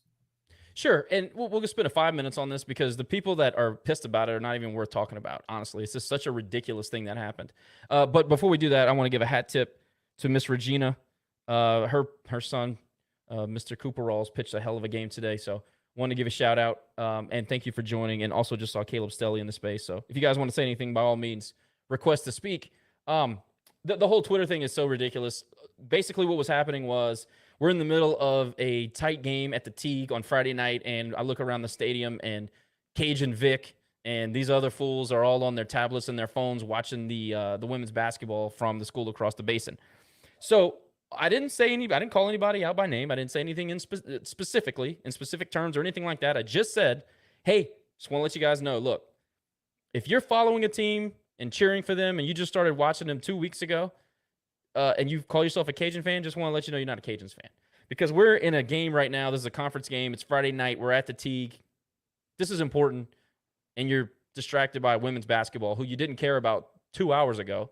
But because, we call them TSAB, that school across the basin, because they're involved, all of a sudden there's interest. Because their coach wears an azalea bush, everybody's interested. It was just a quick, what do we do on Ragin Review, guys? We are diehard, dyed-in-the-wool, Ragin Cajun supporters through and through. I will never pull for anything across the basin. If that's not your type of fandom, we're not for you. Right? I've been trying to get these people to understand this. If that's not how you view being a supporter of this school, this community, this university, then we're not for you. Move along. But don't tell me how to be a fan. Don't tell me. This guy had the nerve to tell me I'm a cancer to the program. Regardless of the money we've given, the charity we've done, the coaches we've helped, the recruits that we've pushed on to where they needed to be to get help to be a part of our program, the different clubs we've donated to, the new fans we've exposed to Ragin Cajun athletics, the fans we've made and the rivalries we've developed with people across the Sun Belt Conference, all that stuff, the hours and hours and hours of free time that we donate to try to promote the brand across the land and all this other stuff. Regardless of all that, I'm a cancer. We're a cancer. And then they're always obsessed with Ragin Review's point of view. We're the authority on Ragin Cajun. I want to see, can somebody please point to me where anybody, any three of us, have ever said we are the authority on anything necessarily related to Ragin Cajun anything? All we do here is we get on here and we give an opinion. And they're strong opinions because we strongly and passionately support our program. We don't care about what's happening across the basin. We care about this school. We care about this program and this university and this community. And there's absolutely nothing wrong with that. And I firmly believe if more people did fanhood the way that we do it, we may even be a P5. We could be a great G5 team. We would have financial support through the roof. We would have community support through the roof. But because everybody wants to bend the knee, kiss the ring, and worry about what's happening in Baton Rouge, we have lackluster support because everybody can always throw their hand up and go, oh, you know what? I'll just turn on the LSU game. It doesn't matter what UL did today. And that's where I stand on it. And I'll let you take it. Well, for me, it's more along the lines of and you know this, I have family and friends that went to school there, to the school across the basin, as we call it. And my wife graduated from that school across the basin. And I have no problem with the people that if you got educated there and you put your money, you donate your money and you put a lot of time and effort through wins and losses and losing as well to that school, and you have your allegiance to that school and you've always been a fan, then look, there's no beef there. But at the same time, to our fans, to the fans here, to the people that attend UL, it's like I've said before, UL is a school that's educating you. UL is a school that's allowing you to put food on your table and get a job, not that school.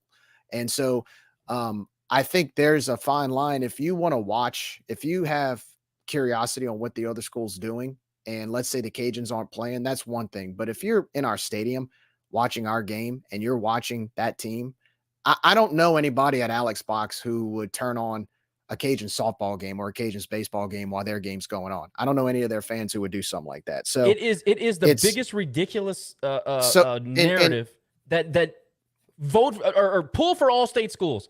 Where were they when we were in the top 20? Where were they when we made a run in the NCAA tournament in baseball? But where were they?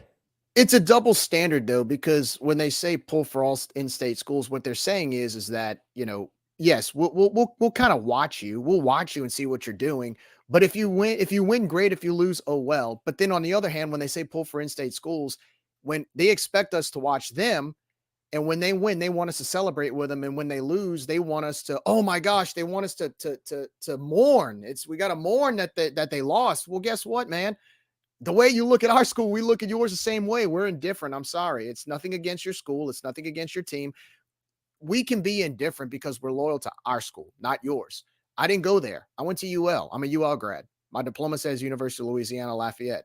I mean, that's what I'm not saying athletically, right? Athletically, we're Louisiana, but on my diploma, that's what it says. So don't get mad at me because I don't really pay attention or I'm indifferent to what your school does, because that's not my school. UL is. And so if people want to get mad that we're loyal to our school, then I'm sorry. There's nothing else we can say. This is our school. This is why we cover UL. Our podcast is strictly Ragin Cajun athletics. It's no other team unless we're playing you. So I don't understand what the problem is. I mean, we're loyal to our school. It's that simple. It's that simple. And another thing too, I want to say is, I don't get, if you go to UL or if you are a UL grad or if you're a UL fan, why do you need their approval? Sometimes I feel like our fans sometimes need their approval. And it's like, well, this team, this school, a school that has really politically kind of shunned us for almost a century up until recently, up until the school systems broke apart. All the things they've done in the past since the days of Huey Long and other in-state schools. And somehow we're supposed to reciprocate respect. Well, respect is earned. If you're doing things to underfund us, if you're doing things to affect the way we can even name our school, and you expect us to return the favor with respect and reciprocation of love and cheerfulness, well, don't you think it's a little bit of a double standard there? So that's another thing, and we can get in that conversation for a long time, and we've talked about it before. But I think the best analogy is it's like kissing. It's like giving a big hug to your ex that cheated on you, right? It's like if an ex cheated on you and you see her again, oh, let me hug you. I accept what you did to me. Well, it's kind of the same thing. It's if you're going to undercut us politically and you expect us to show you love, well, why? Why should we? So that's a whole other story. But as far as the fandom, we're loyal to UL and UL only. So that's my 2 cents on that. Look, I'm going to comment on something you said, Josh. Cheer for all Louisiana schools, right? And like you said, where were they? I'll tell you where they were. They were on social media telling us we're trash, we're little brother, we don't deserve to be there, and what we're allowed to be called. I don't know about you, but I, as a fan of my university, who has all these fans from the other university that's supposed to be cheer for Louisiana telling me this, I don't want to be a fan of that program. I'm sorry. And when you consider they got an 80-year head start and 80 years of every benefit that you could possibly get at the state level, you expect them to compete for a national championship every year, because guess what? They have an 80-year head start on the rest of the state. They have all the funding for the rest of the state for 80 years before we started taking athletics seriously. So if you want to pat yourself on the back for being so great 80 years before us, then pat yourself on the back. But don't trash me as a fan of my program when we get a little bit of success because we started putting money into athletics and we did it the right way. We didn't hire a basketball coach that maybe didn't get the results that we like, but you know what he's not doing? Paying players under the table illegally. You know what's not happening? A booster stealing, embezzling $200,000 of funds from nuns at a hospital to pay players. You know what's not happening? Accusations of rape. That's not happening at my school. So don't come tell me that I've got to support your school because you're a Louisiana school, yet talk down to me because I support my school. Another thing I found that was funny was that somebody told you well, you shouldn't tell me how to be a fan, but this is how you should be a fan. That to me was hilarious. Don't tell me what to do, but here's what you should do. You know what? We need more passionate people in our fan base. We have a very small but passionate fan base. And it's okay to say you're not allowed to be, look, do you think Ruston fans are fans of ULM? They're not having this conversation today. Do you think Ohio fans are fans of Ohio State? Do you think Mississippi State fans are fans of Ole Miss? No. We need more people. We need to draw those lines. We need those boundaries. I tell you where that comes from. Again, 80-year head start. But also, how many Atlanta Braves fans do they have in Louisiana? Are there any ties to Atlanta? No, we hate Atlanta as Saints fans. We cannot stand them. But those same fans who cannot stand Atlanta are Braves fans. Why? Because they were on TV. So they were on TV, and as a kid, they watched him, and they said, oh, mommy, I'm a Braves fan. And they grew up to be Braves fans. And now the whole family's are Braves fans for no reasons. You got the Astros 3 hours down the road. But because because TBS had the Braves, now we're all of a sudden Braves fans. So you have to understand, again, we have a small fan base because they had an 80-year head start. But we also have to grow up as a fan base. And we have to start putting those boundaries up. Because if you think you're just, oh, well, you know, I'm a UL fan, but I'm also an LSU fan, you do you, bro. But you're not really a UL fan through and through. And don't claim to be. If you're a UL fan through and through, just like if you're a LSU fan through and through, you're not pulling for Alabama. You're not pulling for Florida. Just like I'm not pulling for App State, and I'm not pulling for Coastal. Now, in the grand scheme of things, if it's better for the conference, I am. But I'm not a fan of two schools. You're rooting for a result. I'm rooting for a result. So don't get me, oh, well, it's better for the state of Louisiana because those same people are telling me what we're allowed to be called, are telling me I'm little brother, are telling me I don't deserve to be on the big stage. But you know what's going to change that, Josh? I feel NIL, even though I thought at first it would be a detrimental to the sport, to college athletics. Look at the Final Four this year. It works both ways. Absolutely. I agree 100%. So I actually made that argument when it all started. I thought that we would get the trickle down from the guys that weren't getting playing time. So it's going to get worse because once they realize, look, us being in the tournament, nobody will ever admit it. That is a threat to that school across the basin. Absolutely. That is a threat to those fans, not necessarily the school, but to those fans, that is a threat to them because God forbid they're not in the spotlight. Every time those fans, that school's not in the spotlight, here we go. You can mark it. If we're in the spotlight and they're not, it's going to be a shitstorm, for lack of a better term.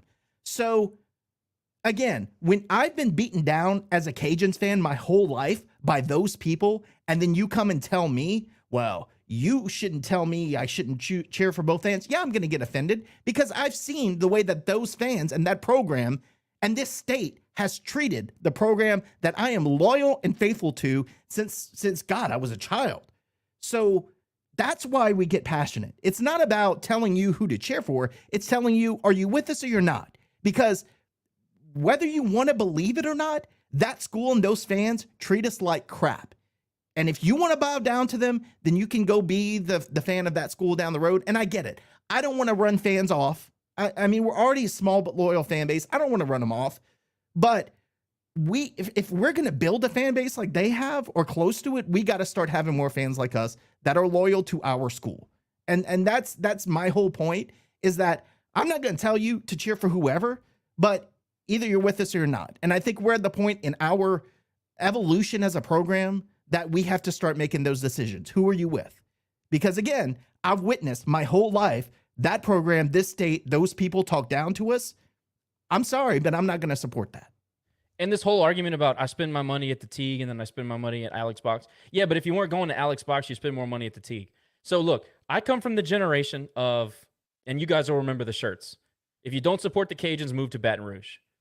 And that was that whole slogan and that whole idea back then caught fire for a while. And it built a lot of the same fan base that you saw showing up for HUD's games and a lot of the same fan base that have become our baseball fan base and all the other fan bases that are good and loyal. I'm sorry. We all three have family ties to the baseball program, to the administration in some regard. There's a reason why we're so entrenched and why we spend so much time doing this. You can't be a UL and LSU fan for the same reason you can't own a mom and pop shop and root for Amazon. You can't do it. Amazon has done everything they can with their business practices to push out the mom and pop. It's the same thing in Baton Rouge. School Across the Basin has done everything politically, in the legislature, from a media and campaign standpoint. Everything that they can do to keep us down, to keep us out of the spotlight so they can soak up all the glory. That's what they've done for the 80 years that you started talking about earlier. So how on earth can you say you're a UL fan and root for the people that are trying to get rid of you? It makes absolutely no sense. And these people that are dual, oh, well, you know, we gotta welcome them because we need them as much as we can. You want to get the guys that are going to bandwagon when we're good, like Napier, and then leave when we're not? That's not the people that I want here. And I am, again, this is Ragin Review. We are a diehard group of people. We are trying to establish a grassroots army, I suppose you could say, of people that will defend this place the way it deserves to be defended.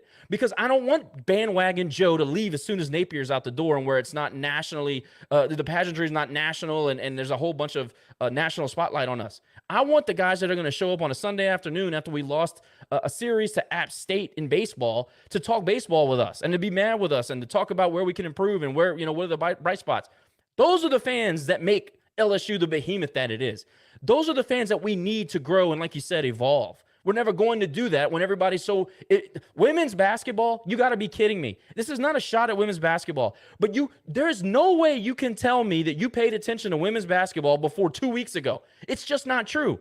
You weren't in the beginning of February, you weren't watching women's basketball at the Teague. You weren't doing it. So don't tell me it's not a bandwagon situation. And if it weren't for LSU, say it was Tulane, they're not watching that. Say it was ULM, they're not watching that. Come on.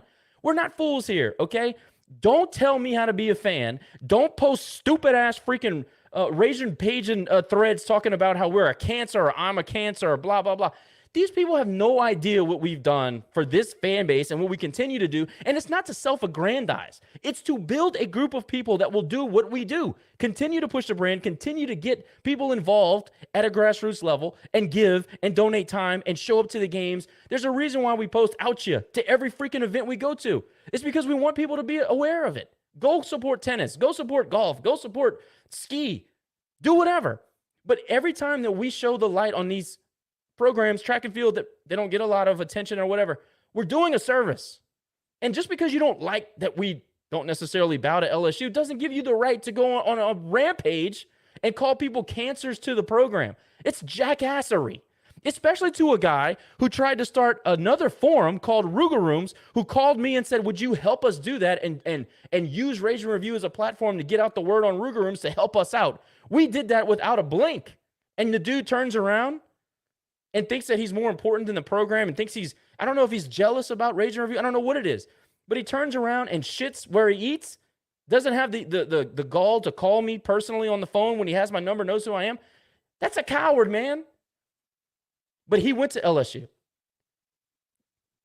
See that dual fan thing sticking out again. But anyway, that's the show for today. I guess Jerry bounced early. I don't know if the takes got a little too hot for him, but he bounced. I'm sure he's got daddy stuff to do. So appreciate Jerry for joining. Appreciate all of you guys for joining. Listen, please take the time to go to Spotify, comment, rate, review on actually all the platforms for our podcast. It really helps us out. It helps our REO. It helps us get out there and continue to spread the word about Ragin Review. Also, the YouTube channel, go and subscribe. We've grown amazingly in the last 6 months. It's been awesome. You guys have been fantastic. We'll be back here again on Sunday to talk about the Tulane Green Weenies and Marshall.